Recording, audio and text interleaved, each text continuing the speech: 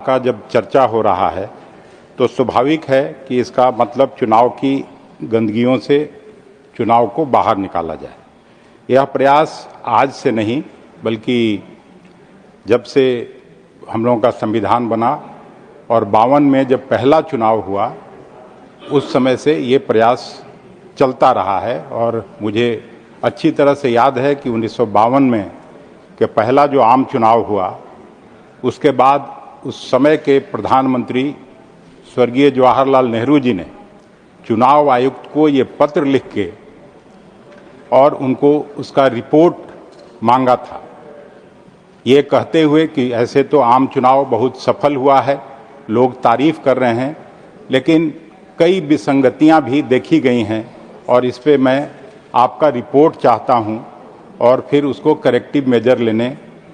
के बारे में सरकार सोचती है।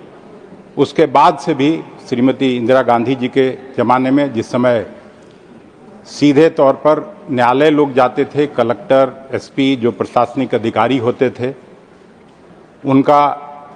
चुनाव आयोग के प्रति जवाबदेही नहीं रहती थी, उसको उन्होंने ठीक किया। फिर स्वर्गीय राजीव गांधी जी ने भी अपने ज़माने में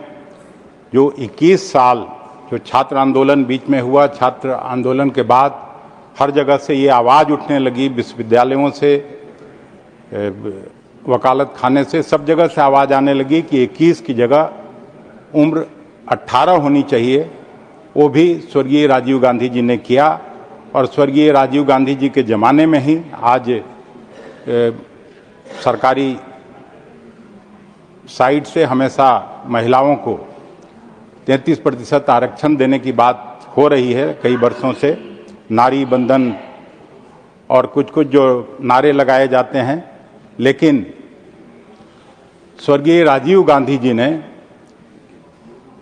उस समय अपने कार्यकाल में 33% महिलाओं का आरक्षण ग्राम पंचायतों में, जिला पंचायतों में देने का काम किया। अब उस तरफ से जो दो बड़े संशोधन हुए चुनाव सुधार के सिलसिले में,